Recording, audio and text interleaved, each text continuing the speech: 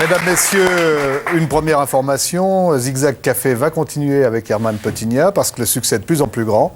Un petit avis à notre directeur du programme, notre studio est trop petit. Il y a beaucoup de monde, beaucoup de couples mixtes et de malgaches qui nous ont rejoints, des enfants. Ça nous fait extrêmement plaisir. Peut-être une ou deux indications avant que nous entrions dans les deux sujets importants d'aujourd'hui. Le premier, c'est à propos de Bertrand Piccard et de son ballon. Savoir qu'il se dirige tout tranquillement du côté de Rome. Ça doit faire certainement très plaisir à Herman Petigna. Et puis, une autre indication à ce propos, nous espérons dès la semaine prochaine pouvoir consacrer chaque jour 5 à 7 minutes à l'évolution de ce voyage avec un spécialiste sur le plateau, de telle sorte que vous puissiez vraiment apprécier et éventuellement également poser des questions si vous le souhaitez. Voilà, Herman Petigna, dernier jour. Et alors, je ne sais pas pourquoi, dernier jour, les réalisateurs ont décidé de poser sur cette table cette plante qui est une orchidée, comme ce que chacun peut le voir. C'est la fameuse vanille? Ah non, pas du tout. Ça, c'est une Erangis. Hein. Je pourrais pas dire l'espèce parce que je suis pas spécialisé dans les orchidées. J'y fus autrefois, mais enfin, j'ai perdu. C'est de la côte Est. Moi, je suis à l'opposé. C'est là le côte Est. C'est de la côte Est, ça. La côte Est, voilà. Côte Est. Nous voilà bien partis. Et... c'est pas ton sirop qui fait. Et le petit commentaire d'Herman Petigna, c'est en tout cas pas ce qu'on lui a mis dans son jus d'orange qui nous réduira cette étape. Il n'y en a pas. Alors ça, ça n'existe pas à la côte Est. D'accord. À la côte Ouest, je veux dire.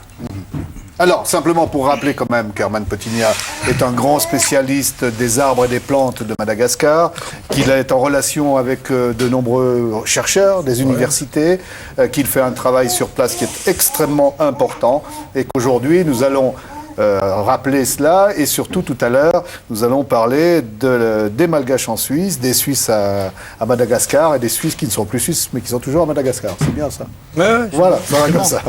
Et puis évidemment, l'événement du jour dont on a parlé au journal télévisé, c'est le 50e anniversaire de la mort de Gandhi. Alors, avec nous, Francis Olakingal, qu'on ne présente plus ou presque, il est curé de Saint-Martin, il est indien, chrétien indien, est suisse, et il a participé à Zigzag Café en décembre dernier, juste avant Noël, et c'était l'occasion avec lui de réfléchir à différentes choses, et notamment d'apprendre que Francis Olakingal est l'auteur d'une thèse, et que cette thèse est consacrée à Gandhi et au serment sur la montagne. Alors, peut-être, Francis, un rappel, pour ceux qui l'ignoreraient, le rôle et l'importance historique de Gandhi. Voilà. C'est-à-dire, ce qui m'impressionne beaucoup chez Gandhi, c'est que Gandhi est le premier non-chrétien dans l'histoire qui a appliqué le serment sur la montagne de Jésus-Christ en politique. C'est-à-dire la non-violence non-violence, l'amour du prochain, la lutte pour la justice. C'est très vaste, le serment sur la montagne. Et Gandhi s'est engagé de quelle manière? Rappelez aux téléspectateurs. Donc c'était d'une manière non-violente, ses luttes étaient non-violentes. Il a lutté pour l'indépendance de l'Inde contre l'Empire britannique. Déjà en 1893, sa vocation a commencé en Afrique du Sud. Il a lutté contre le racisme, contre la xénophobie qui existait déjà à l'époque en Afrique du Sud. Alors, il a eu beaucoup de succès là-bas et il a obtenu l'abolition de certaines lois racistes. Parce que c'est ça qui est très important. On se rappelle toujours tous de Gandhi non violent. Voilà. Mais on oublie de dire qu'il a été un très grand juriste et que c'est sur le terrain du droit qu'il a battu les Anglais. Voilà, il était un avocat. Alors sa vocation commence en Afrique du Sud. Un jour, il était en train de voyager dans le train, dans la première classe, alors que c'était interdit pour les Noirs et puis pour les Blancs. Pour les non-blancs, c'était interdit de voyager dans la première classe. C'était réservé seulement pour les Blancs. Alors un jour, on l'a jeté dehors de train. C'était ce jour-là, sa vocation a commencé. Il a pris conscience, il a pris la résolution de lutter contre toutes les injustices. Et il a réussi en Afrique du Sud, et puis il est revenu en Inde. Et puis là, il a continué sa lutte pour l'indépendance, aussi pour l'unité de religion, surtout des hindouistes et musulmans. C'est ainsi qu'il a perdu sa vie, parce qu'il y a certains extrémistes hindous qui pensaient qu'il faisait trop de concessions aux musulmans. Et puis il ne tolérait pas cela. Et puis c'est ainsi qu'il y a 50 ans. C'était un vendredi aussi, un vendredi noir, le même jour que Jésus-Christ est assassiné et d'autres grands hommes. Il est assassiné exactement il y a 50 ans, c'est-à-dire c'était 17h07. Ça, vous êtes à l'heure de New Delhi, là, ou vous êtes à l'heure de... Ouais, c'est ça. L'heure indienne. L'heure indienne. Un dernier mot de commentaire quand même, parce qu'aujourd'hui, certes, les télévisions, les journaux consacrent des pages et des pages à Gandhi, mais que l'on soit en Inde ou que l'on soit dans le monde occidental, on a tout de même l'impression que Gandhi reste une image un peu installée et un peu poussiéreuse dans un musée, mais qu'on ne l'écouterait plus beaucoup. Tout à fait. C'est surtout en Inde. Actuellement, c'est la période de l'élection. Bientôt, en février-mars, c'est l'élection. Et tous les partis politiques réclament Gandhi. Parce que bon, Gandhi a beaucoup de succès chez les gens, mais il n'y a aucun parti politique qui suit le message de Gandhi, ce qui est dommage. Tout le monde réclame Gandhi, mais personne qui suit Gandhi. Bien, merci Francis Orakingam, merci d'avoir apporté ce commentaire d'actualité qui est important, rappeler le rôle et l'importance de Gandhi, finalement la force d'un homme seul, mais très habile et très intelligent pour modifier profondément le cours de l'histoire avant que le cours de sa vie ne soit interrompu par un acte criminel. C'était il y a 50 ans. Voilà, on revient à ce qui fait l'essentiel de notre semaine, à savoir le parcours d'Herman Potigna. Vous avez vu à quel point j'ai fait des progrès tout au cours de l'émission. Nous avons commencé au début de la semaine par des Pétignats qui n'ont pas manqué d'avoir un grand succès. Et je termine par des Potignats qui semblent pour vous. Et puis peut-être la semaine prochaine, ça sera Ptigna. J'ai entendu qu'on pouvait dire aussi comme ça. Oui, oui. Ça se dit comme ça. Bien. Et puis, David, surtout, c'est l'occasion aujourd'hui de réfléchir, de dialoguer avec des Malgaches qui sont ici, qui ont épousé des Suisses. Absolument. Ce qui nous a beaucoup marqué en préparant cette semaine, Herman, c'est cette formidable histoire d'amour qu'il y a entre la Suisse et Madagascar. Il y a véritablement quelque chose qui passe. Et ce qu'on a remarqué, c'est que la communauté malgache est évidemment très présente en Suisse, pas seulement présente, mais aussi très intégrée, ce qui n'est pas forcément la même chose.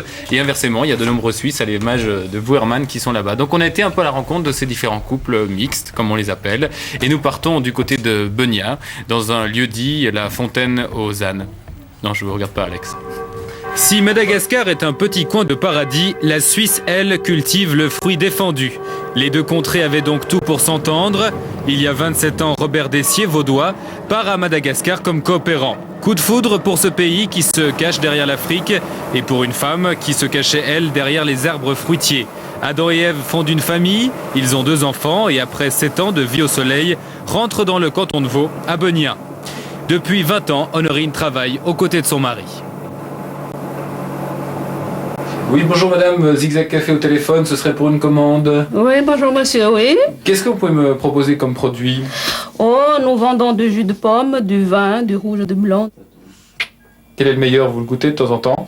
Oui, bon, ils sont meilleurs les deux. Ils sont meilleurs les deux. Bon.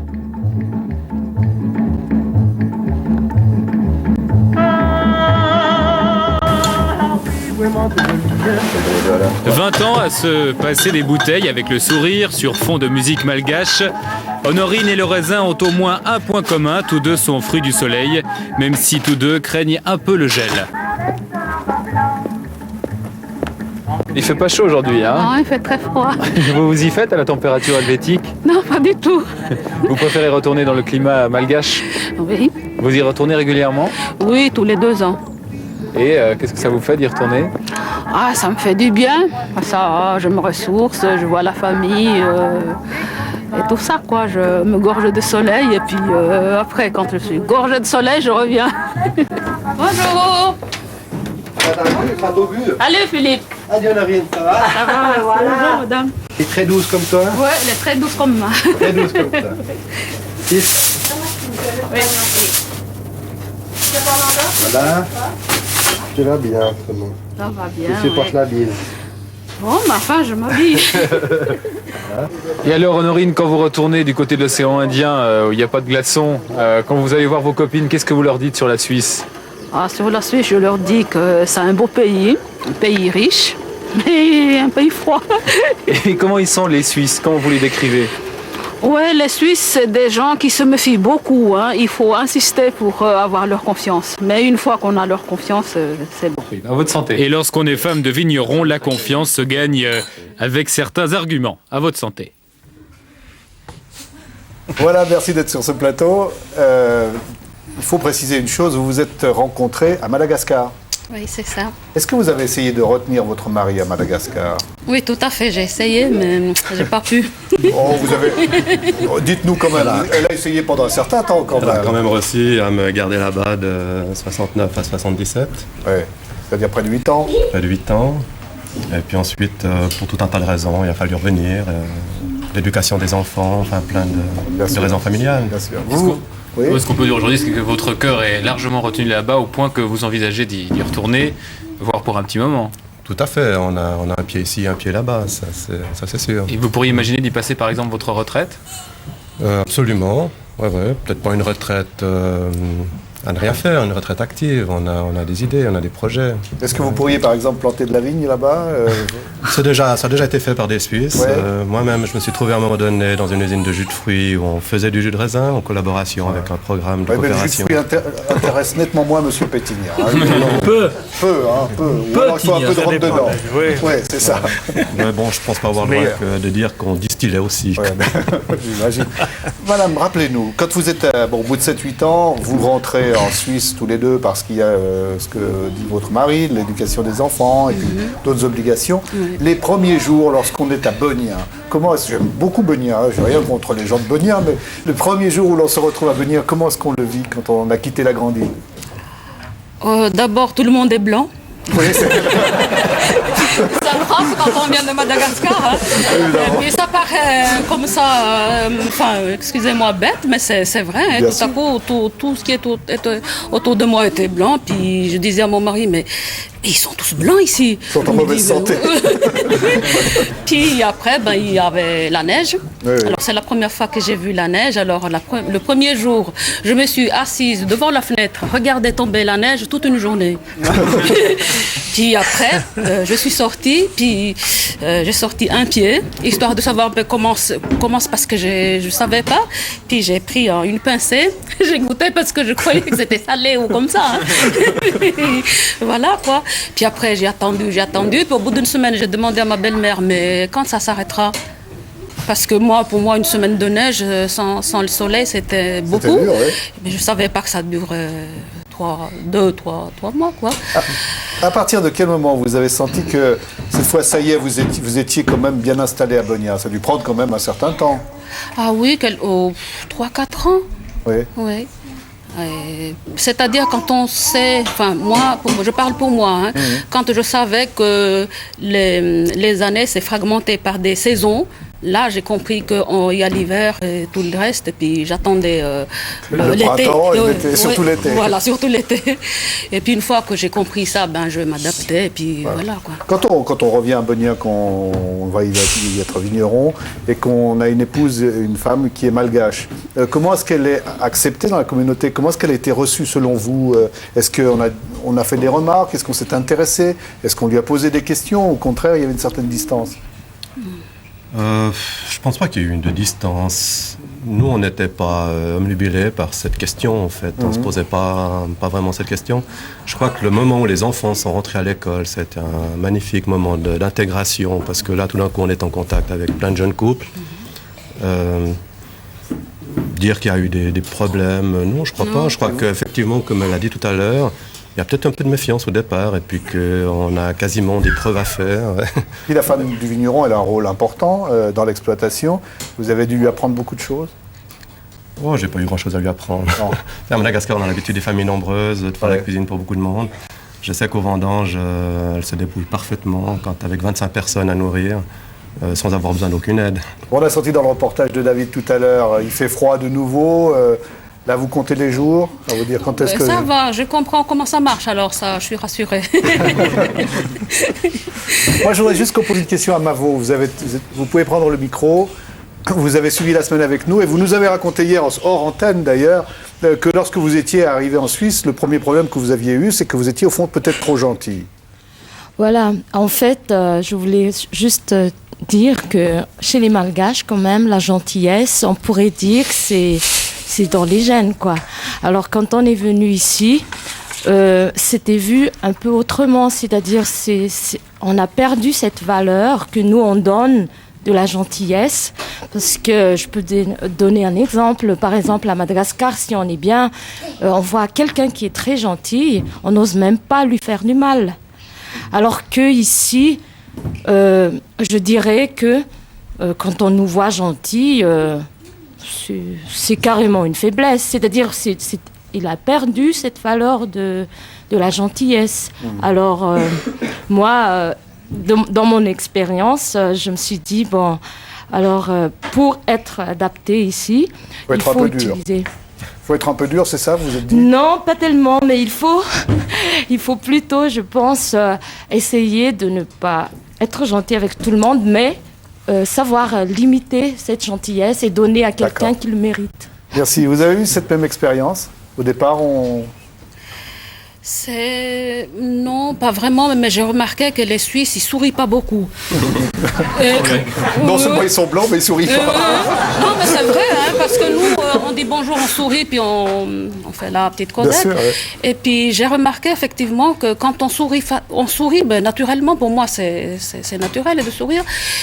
On est pris pour quelqu'un de facile. Excusez-moi de dire ça, mais c'est comme ça que les gens en face comprennent ça comme ça, alors que je souriais tout simplement parce que c'est ma nature, quoi. Et puis voilà. Merci beaucoup, David. Deuxième exemple. Oui, parce qu'on a parlé de la gentillesse malgache, il faut aussi dire qu'au-delà d'être gentils, ce sont aussi des gens dynamiques, voire carrément musclés. C'est ce que nous allons voir dans ce portrait d'un autre jeune malgache parmi nous, Dino.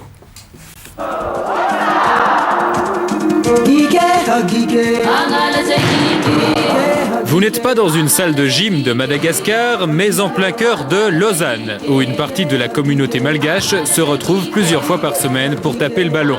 Parmi eux, Dino, 27 ans, arrivé en Suisse il y a 9 ans.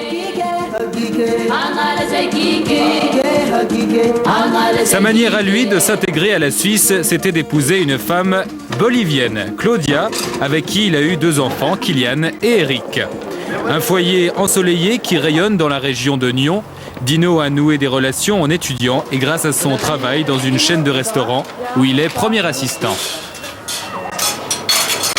Bonjour tout le monde, c'est dans encore une minute. Bonjour Sandra. Comment va? Salut Alex. Ça a pris combien de temps vous vous sentiez bien en Suisse? Oh, c'est difficile à dire parce que selon les situations, je pense, ça dépend dans quel domaine. Au niveau sport, je me suis intégré très rapidement. Sinon, dans d'autres domaines, ça a pris un peu plus de temps. Ça a aidé le fait de faire du sport? Ah oui, tout à fait. Sinon, je me sens suisse.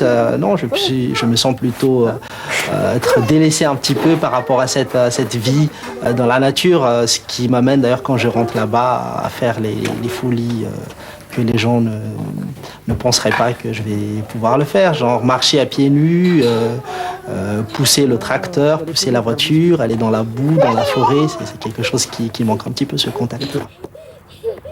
Nous, on va à la garderie. On y va. Au revoir. Au revoir. Au revoir. À votre fils, quand vous lui parlez de Madagascar, qu'est-ce que vous lui dites? Oh, je lui parle actuellement à son âge, je lui parle plus des animaux, des poules, des oies, des animaux sauvages, les petits singes et tout ça. Tout ce qu'on voit pas, certains animaux qu'on ne verrait pas forcément en Suisse. Et si vous retournez vivre là-bas, vous avez un projet pour le travail? Effectivement, ça reste un projet, mais le projet ce serait de travailler dans la restauration et hôtellerie, en mariant bien sûr l'ouverture malgache avec le professionnalisme suisse. Vous voudriez faire un restaurant suisse à Madagascar? Tiens, pourquoi pas, on l'appellerait le restaurant La Suisse, on y servirait de la fondue, la raclette, quelques pâtés vaudois.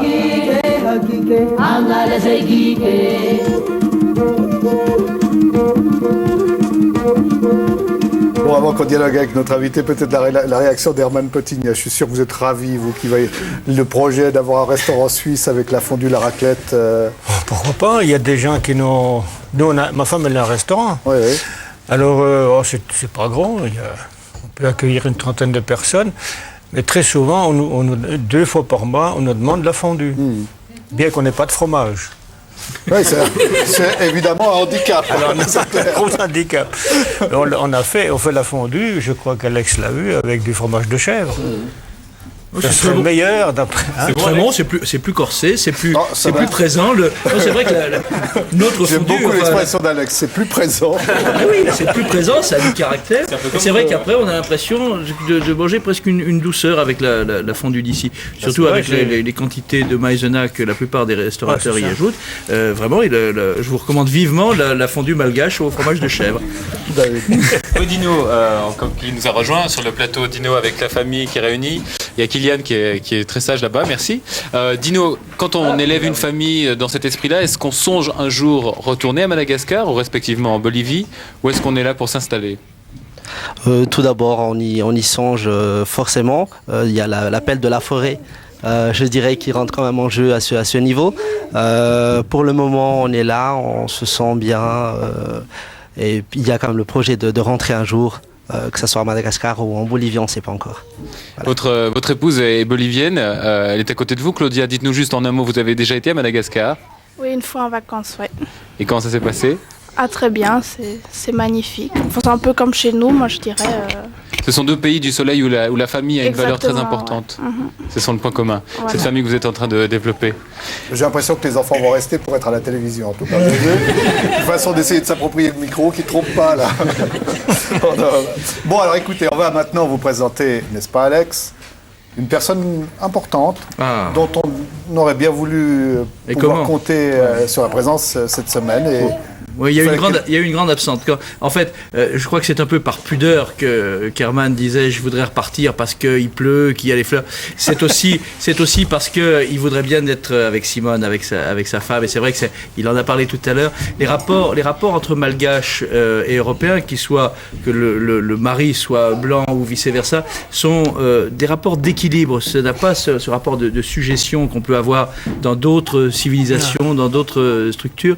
Et c'est vrai que Simone, c'est un personnage fantastique. Alors, je l'ai retrouvée dans son jardin. Elle a un jardin à elle beaucoup plus banal. C'est simplement pour faire des salades au restaurant. Mais vous allez l'entendre et la découvrir parlant d'Herman. Il y a combien de temps que vous vous connaissez tous les deux? Avec Herman? Avec mon mari? Ouais. Depuis fin 71. On est des vieilles. Des vieilles amoureux. Et c'est toujours le grand amour. Ah oui. Bien sûr. Il est gentil. Très gentil.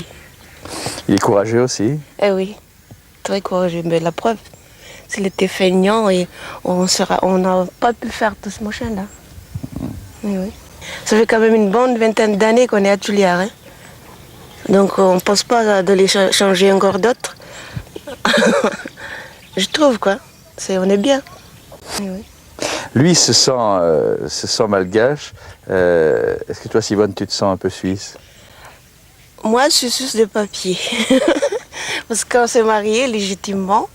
Alors, non, pendant qu'on est ici à Madagascar lui, il se sent plus être suisse. Parce que ça fait trop longtemps qu'on est ici à Madagascar, alors on est malgache, quoi. Malgache suisse. Des métis. Mais tu es allé en Suisse déjà? Oui. Alors, mais ça fait longtemps. Et quelle impression? Mais la Suisse est très jolie, c'est beau, vert. J'aime bien, quoi. Et les gens? Bon, les gens, je sais pas, peut-être moi, pendant 15 jours simplement, mais c'est un peu froid, quoi. C'est un peu froid. Et ils se restent dans leur maison. Après, c'est pas comme ici à Madagascar, les gens s'ouvrent, les gens ils sont ouverts, après ils parlent beaucoup. Tandis que là-bas, les gens, je crois qu'ils n'ont pas assez de temps pour discuter avec toi. C'est ça. Ouais, c'est un beau témoignage, ça. C'est vrai qu'elle ment, non? Ouais, c'est vrai. Comment vous êtes-vous rencontrés? Alors là... Non, il nous reste une semaine, vous pouvez y aller. J'ai raconté ça ce matin à, oui, parce que je savais pas. Alex. C'est bête comme chose, c'est rencontré dans un escalier. Elle descendait, puis moi je montais. Et vous êtes arrêté au milieu. Voilà. Et depuis ce temps-là, Rien n'a changé. Elle a une belle présence là. Oui, ben, toujours été comme ça. Heureusement. Dites-moi, elle s'occupe, parce qu'on y a fait allusion à plusieurs reprises, vous êtes un peu partagé les activités. Elle s'occupe d'un restaurant. Alors, il y a ma fille aînée qui a 24 ans maintenant, qui travaille avec elle. Donc, avec Simone, dans un restaurant. Elle a aussi un élevage. Il y a un élevage aussi, on a un élevage de chèvres. Là, c'est Ida qui, normalement, si elle ne se fait pas kidnapper ici, s'occupera de la fabrication du fromage, de l'élevage et tout. C'est votre fille dont on parlait l'autre jour, qui est en stage en Suisse. Voilà. Pour parfaire son métier de fromagère. Arnay-sur-Orbe. Voilà. Elle est là. Voilà. Donc, dans le restaurant de votre femme, il y a combien de tables d'abord? Combien peut-on servir de clients? Une trentaine, mais je ne sais pas combien il y a de tables. Hein. Quel menu propose-t-elle aux gens qui viennent? C'est surtout des étrangers qui viennent là. Alors, ils ne sont pas habitués au plat malgache, par exemple, ce qu'on a mangé hier à midi. Il y a quelques-uns qui ont entendu parler de ça, qui réclament ça. Alors, on leur en donne. C'est de la viande cuite à l'eau, hein, il n'y a pas de graisse dedans. Il y a des légumes dedans, et puis alors, des condiments. Beaucoup de sortes de légumes. Ce pas des légumes d'Europe, hein, c'est des légumes malgaches qui sont malheureusement... Par exemple, si nous allions ensemble déjeuner aujourd'hui chez votre femme, qu'est-ce qu'elle pourrait préparer? Quel genre de légumes? C'est prêt, hein, midi. Il n'y a plus qu'à y aller. Alors, qu'est-ce qu'on pourrait manger? C'est du riz, alors. Certainement, il y a du riz, un plat de riz. Des fois, il y a toujours donc pour les clients, il y a toujours une entrée avec des tomates, avec des papayes, toutes sortes de mélangés, quoi. Une entrée. Puis après, vous avez un plat qui est composé de riz et puis de viande avec des légumes malgaches. Et puis après, il y a des fruits. En général, c'est des fruits. Quand ma fille a le temps de faire des gâteaux, ceux que vous connaissez ici, on fait comme ça, quoi. Alex. Oui, ce qu'il faut dire, d'abord, c'est qu'on y mange bien, mais c'est pas ça. Ce que je voudrais dire, c'est que le lieu est extrêmement simple. C'est-à-dire, c'est une case de plus par rapport aux autres qui abritent l'une les graines d'Herman. Donc, on est en pleine nature. On est loin de Tuléar, à plusieurs dizaines de kilomètres. Il n'y a pas d'électricité, il n'y a pas de téléphone. Ce qui est très intéressant aussi. Alors, on n'est pas non plus agressé par la ville. Et surtout, ce qui est fantastique, c'est qu'il y a quelques cases extrêmement sommaires. Pas d'eau, pas d'électricité, on l'a dit, mais un endroit parfaitement propre, même si le sol est de terre battue. Et c'est fantastique parce qu'on peut y faire étape. Et le simple fait de pouvoir faire étape dans un lieu qui, justement, n'est pas touché par le développement un peu anarchique de la ville, a pour conséquence que, très vite, on entre dans Madagascar d'une manière à la fois rassurée et proche. Madame Dessier, les Cuvaudois à Beugnin, c'est un bon restaurant, certainement, mais des fois, ça doit vous manquer, non? Les restaurants comme celui qui vient d'être décrit, la possibilité de... Si, parce que quand on y retourne tous les 2 ans, d'abord on prend 2 grandes valises avec toutes les affaires pour la famille, hein, puis les 2 valises sont vides, on remplit des légumes malgaches, des fruits malgaches, de quoi tenir 2 ans pour faire le roumazav. Hein. Et vous arrivez à faire la soudure, vous gardez ça pendant 2 ans? Oui, vous y arrivez? Oui. Si vous allez faire des vendanges du côté de Beugnin, ce sont des grands plats malgaches, avec une belle ambiance sans doute. Et monsieur Dessier, vous êtes tout à fait accoutumé à la nourriture malgache? Tout à fait, moi je suis un accro du riz et de la cuisine malgache, qui est très très variée, qu'on soit sur les hauts plateaux, sur les côtes. Il y a vraiment beaucoup à déguster. Ah bien. Juste peut-être on doit vous dire que c'est vrai qu'il y a, de par le monde, quelques pays qui ont des relations particulières avec la Suisse. Par exemple, en Afrique, le Burkina Faso, beaucoup de Suisses sont liés au Burkina Faso. Il y a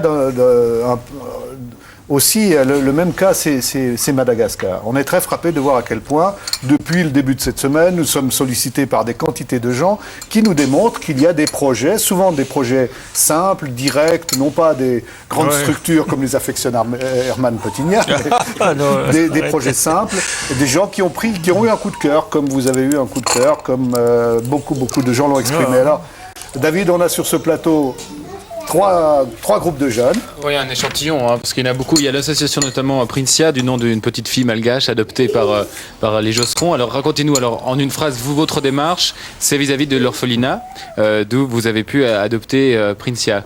Alors quelle était votre démarche? Comme il a été dit, je crois qu'on tombe facilement amoureux de ce pays. Hein. Je crois que la présence aussi sur ce plateau de nombreuses personnes en témoignent. Maintenant, il y a une autre réalité. qu'on n'a pas parlé, je crois, ou très peu cette semaine, c'est une certaine misère qui règne, principalement à Tana. Et là, on n'a pas pu rester insensible suite à notre présence dans ce pays. Et bien sûr, on est rentré avec notre petite fille. Et quelques années après, c'est toujours resté au fond de notre cœur.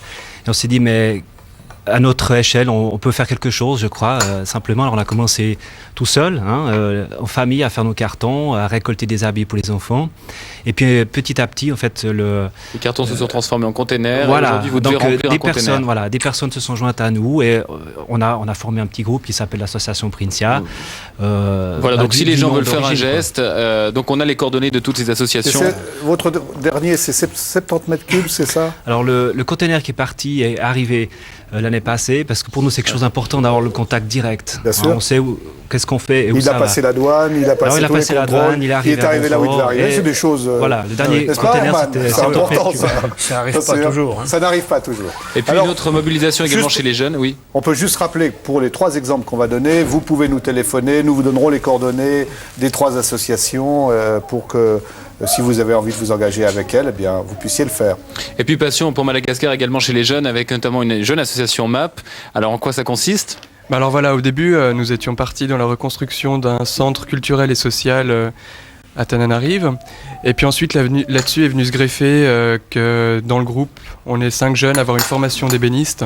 Et pourquoi pas, au lieu d'investir seulement de l'argent, de nous investir nous-mêmes pour reconstruire des fenêtres, des portes, pour ce bâtiment justement, et puis pour voir un peu le but qu'avait notre argent, de participer plus fortement, quoi. Et puis donc là-dessus, il y a aussi des jeunes qui vont faire un reportage photo et une vidéo qui va être faite parce qu'on espère arriver à monter quelque chose d'assez gros. Le voyage est pour quand ? Le voyage est pour le mois de juillet. Nous partons tout le mois de juillet. Donc. Et vous avez besoin d'un petit coup de main aussi ? Financièrement, oui. D'accord, au même numéro de téléphone qu'on a indiqué tout à l'heure. J'aime bien comme il dit ça. C'est très très convaincant. Et puis vous, c'est aussi une histoire d'amour et une histoire extraordinaire. Oui, en fait, on a parlé des enfants de l'orphelinat. À Madagascar, il y a aussi une chose qui est très importante, c'est l'analphabétisme. En fait, officiellement, 70% de la population est analphabète. Inofficieusement, je suppose qu'il y en a beaucoup plus. Ce qui fait que, en fait, les enfants ne savent pas écrire. J'ai des élèves qui ont 15 ans, qui n'ont jamais pris un crayon dans la main, qui ont dû apprendre avec moi à tenir un crayon, écrire et calculer. En fait, la base de l'idée, c'est un projet privé pour des enfants qui n'ont aucune chance d'aller à l'école parce qu'ils habitent trop loin. Alors cette île est éloignée, donc ils doivent traverser en pirogue. Et en fait, on s'est dit pourquoi pas, ça fait quand même 40 enfants qui peuvent avoir une scolarisation à peu près normale. Quand vous dites « on s'est dit », c'est combien de personnes ? 2. C'est-à-dire ? Christian et moi. Oui. Et en fait, l'idée vient de lui, en fait, parce qu'il y habite. Oui. Et... mais il n'est pas prof. Alors il m'a demandé, parce que moi je voulais rester à Madagascar pour plus longtemps que simplement 8 semaines, je me suis dit, je veux connaître les gens et la culture malgache. Et en fait, l'idée est partie comme ça. Et on a récolté les fonds en faisant une exposition-vente en 95. Il y a une petite chose que vous ne dites pas, vous enseignez à Madagascar et vous enseignez de manière bénévole. C'est ça. Alors ça fait 2 ans en fait que j'enseigne là-bas bénévolement. Oui. Et si je suis ici aujourd'hui, c'est grâce à 2 enseignants vaudois qui sont là-bas et qui me remplacent. Et en fait, le but de l'histoire, c'est que des enseignants suisses ou étrangers, de francophones en fait, puissent venir prendre le relais chaque année bénévolement, c'est clair, pour enseigner là-bas. Et puis nécessité de matériel scolaire, c'est comme pour les autres. Voilà. Alors matériel scolaire, parce que cette année, on a aussi fait un container avec beaucoup de matériel. Et si on peut, l'année prochaine, ça serait bien. Merci de cet exemple. Je voudrais préciser pour monsieur tout à l'heure que ce n'est pas tout à fait vrai, qu'on n'a pas évoqué au cours de cette semaine la difficulté de vivre à Madagascar. Je crois que Herman l'a rappelé à plusieurs reprises. Et vous m'aviez dit d'ailleurs, pour prolonger un tout petit peu les propos que l'on vient d'entendre, vous m'avez dit à quel point ça vous avait frappé d'aller dans des écoles et de voir que les gens avaient pour tableau noir le sable sur le sable, oui. Racontez. Il y a des écoles qui existaient il y a une quinzaine d'années. Barovato, ouais. C'est à côté de chez elle. Et la région au nord de votre région, Bekili, tout ça, il y a à peu près 3 écoles sur 4 qui ont disparu. D'abord, les gens n'ont pas le sens donc, d'être alphabètes, de connaître, d'écrire, lire et écrire, ils ne sont pas orientés là-dessus. Et les gosses, souvent, sont utilisés pour des travaux dans les champs ou garder les ébus. Les ébus, les chèvres. Ce qui se faisait d'ailleurs en Europe il y a 150 ans, c'est comme ça. Alors les écoles qui ont existé, il y a quelquefois des bénévoles qui savent encore lire et écrire, qui apprennent l'alphabet. Moi, j'ai vu dans la région de Faux-Cap, là, des écoles où il n'y a rien, il n'y a plus rien, c'est le sol nu, la poussière. Ils écrivent là-dedans. Ils passent après et ça recommence. Quelle volonté pour essayer d'apprendre. Hein. Ah ouais. Extraordinaire. Laurent, vous nous avez rejoint avec les lectures indispensables ou quelques-unes des lectures indispensables lorsqu'on s'intéresse. Quelques-unes, soyez modestes. Oui, parce que sans ça, vous laisse beaucoup plus de temps auquel vous avez droit. J'ai les yeux rouges, à force de lire, c'est merveilleux. Oh, ben, il a changé. Oui, hop, je me suis transformé.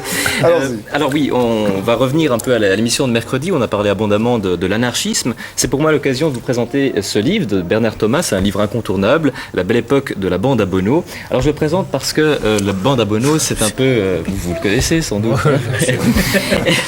C'est le roman vrai de l'aventure de ces jeunes gens qui sont des anarchistes précisément, conduits par Bono, cet anarchiste qui a été abattu en 1913, en 1912 même. Donc Bernard Thomas nous plonge dans la période de la belle époque en France où le terrorisme avait foi. Bernard Thomas, dont on peut dire aussi qu'il a publié un très beau livre qui s'appelle La croisière des enfants. La croisade des enfants. Qui est un très très beau livre aussi, référence. Et qui tient la rubrique de la télévision Canard enchaîné. Voilà. Paru aux éditions Fayard, il est en réimpression, preuve de son succès. Et à propos de la grande île, à Madagascar, avec ce livre, Pauline et Philippe de Flers nous prouvent l'amour de Madagascar en présentant leurs photos. On peut peut-être montrer deux, trois photographies qui sont plutôt belles. On reprochera justement la qualité d'impression qui laisse parfois un peu à désirer. Paru aux éditions de Noël, on présente des paysages, bien sûr, de Madagascar, mais aussi des aspects de la vie quotidienne, et puis des visages. Et puis, ça va très vite, alors il faudra un petit peu accélérer. Je vous en prie, je vais les tenir derrière les bouquins, ça continue. Voilà. Madagascar, paru aux éditions Olisan. C'est un guide. Ça va comme ça, très bien, c'est très bien. Que je présente d'autant plus volontiers que c'est un guide. d'édition. Exactement, c'est un guide culturel qui met l'accent sur l'écotourisme à Madagascar. Donc, beaucoup d'informations qu'il faut lire avant de partir à Madagascar. Et puis j'ai trouvé cette petite merveille, il faut quand même le signaler. Lourde petite merveille. Alors là, c'est un ouvrage que m'a prêté le musée d'ethnographie de Genève qui date de 1908. C'est la Bible de Madagascar puisqu'il s'agit de l'ouvrage d'Alfred Grandidier, Histoire physique, naturelle et politique de Madagascar. C'est bien connu. Ça vous dit quelque chose, Herman, vous réagissez? Ah oui, j'ai lu ça, mais on ne trouve plus. On le trouve bien sûr plus. Il faut faire des copies, des choses comme ça. 4 volumes. Beaucoup de livres n'ont pas été réédités. Et celui-ci est consacré précisément aux étrangers. Et figurez-vous qu'on apprend qu'en 1905, on comptait déjà 39 Suisses sur l'île de Madagascar. Petite information. Et puis enfin, je vous signale qu'à la page 307 du bouteille de texte, vous trouverez d'autres livres, notamment parus aux éditions L'Harmattan et Cartala, des livres plus pointus peut-être sur Madagascar. Et puis, petit cadeau, je sais que vous êtes un fan de Rabelais, et puisque Rabelais commence ainsi, buveur très illustre, et vous, Véroli très précieux, car à vous, non à autre, sont dédiés mes écrits. Je vous dédie, vous qui êtes donc empreint de cet humanisme pantagruélique du XVIe siècle, cet ouvrage paru aux éditions Bordas. Il est à vous, et c'est un ouvrage notamment Je vous remercie, parce que vous avez toute la collection, mais précisément celui-ci je l'ai pas. est particulièrement bon pour l'étude, donc certainement que vos enfants... Il tient très bien dans la poche, là. Oui, je vais prendre dans le train. C'est ça. Dans la poche revolver. Dites-nous, en un mot, pourquoi vous aimez tellement Rabelais? C'est lui qui a démoli, pratiquement, c'est lui qui a entrepris la démolition, positive d'ailleurs, de la papauté. Nous voilà repartis pour un thème d'une semaine. Là, on pourrait faire toute une série d'une semaine là-dessus. C'est lui qui a commencé à, par le ridicule, ridiculiser toute l'église qui était là, qui était morfondue dans les richesses, etc. Et tout Il mangeait comme il baffrait à l'époque, hein. Il buvait comme des... Mais il traite d'autres sujets aussi quand même, un peu. Oui, beaucoup d'autres sujets, mais enfin celui qui vous plaît le plus, on a cru comprendre, c'était celui-là. Non, mais le fond de l'affaire, c'était la diminution du pouvoir ecclésiastique. C'est ça. Il était de mèche avec François Ier, François Ier qui l'a protégé, parce qu'il aurait dû être brûlé au moins 4-5 fois, lui, Rabelais, et il a toujours été protégé. Qu'il soit mort, on ne sait pas comment. c'était le... Merci Herman. Vous savez, en fin de semaine, on va vous quitter à regret parce que vous repartez demain pour Madagascar. Je rappelle aux téléspectateurs que vous étiez venus tout exprès, mais qu'au départ, vous n'étiez pas très chaud. Vous avez dit, moi, revenir en Suisse, non. Enfin, j'espère que vous n'aurez pas trop de regrets, mais le principe de l'émission, c'est de vous offrir en fin de semaine... quand on ne sait pas le dire par les mots, on le dit par la musique et on le dit par des fleurs. Alors, Gilles va déjà vous le dire en musique. Oui, eh bien... en quelques propos aussi, naturellement. Oui. Eh bien, aujourd'hui, on va partir, 100 siècles dans le passé. On se retrouve pas du tout à Madagascar, mais en Russie. Et je me suis dit que pour vous, vous auriez beaucoup plaisir à entendre parler d'une histoire de pouvoir. On commence tout de suite par l'histoire d'un tsar qui est en train de mourir. Et comme il meurt, il va dire à son fiston qui va devenir le tsar, eh bien, sois un bon tsar, sois méchant avec les méchants, et puis sois surtout pur et garde ton âme pure. Il sait de quoi il parle, parce que ce tsar en train de mourir, lui, il a commis un meurtre. On entend un petit bout de cette mort. Oui.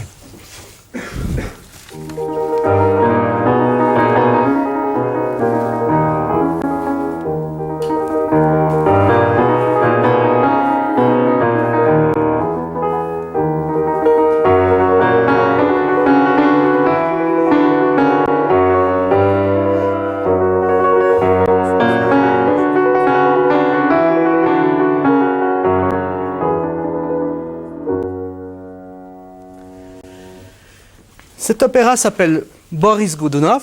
Il a été écrit par un Russe, Modeste Moussorgsky, qui vivait au siècle passé et qui avait la particularité d'être un homme très cultivé, en même temps d'être vu comme un barbare par ses contemporains, parce qu'il refusait, avec d'autres amis musiciens, tout ce qui était convention dans la musique, tout embourgeoisement de la musique. Et sa musique, encore aujourd'hui, a un goût de nouveauté. Mais en fait, cet opéra qui est long, c'est pas le rôle-titre qui est le héros, c'est le peuple. Et le peuple, au début de l'histoire, qu'est-ce qu'on le voit faire? Eh bien, on le voit fouetter et on demande à ce peuple très fortement, grâce au fouet, de crier gloire au nouveau tsar. Alors le peuple feint d'être heureux d'avoir un nouveau tsar et le tsar lui feint de refuser la couronne. Alors voilà, je ne sais pas, ce sera à vous de dire au cas où si les choses ont un peu changé. On entend ce peuple crier.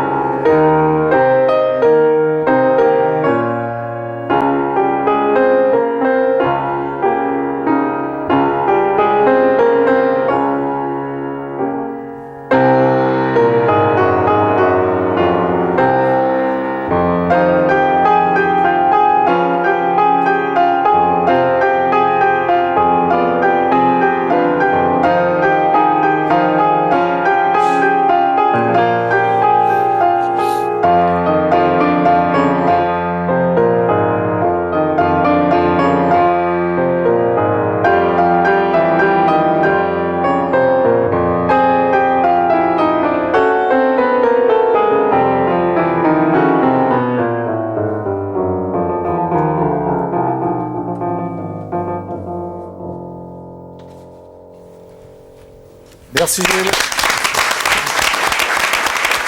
Alors, vous êtes prêts pour les fleurs? Je voudrais juste que vous ajoutiez une indication parce que Herman veut repartir, il veut repartir. Mais si jamais il revenait au mois de juin, il pourrait se rendre à Neuchâtel, c'est ça? Oui, on peut trouver pour aller à l'inauguration du jardin de l'Ermitage. Jardin d'Ermitage où il y aura quoi? Alors, il y aura l'inauguration du jardin botanique lui-même. Oui. Et ça sera aussi l'occasion d'une grande fête malgache, de la solidarité, de la musique. Parce qu'à Neuchâtel, on s'est un peu tous mis ensemble, l'association Mamsou, les étudiants botaniques qui soutiennent aussi des doctorants malgaches à Madagascar, et puis l'association des amis du Jardin de l'Ermitage.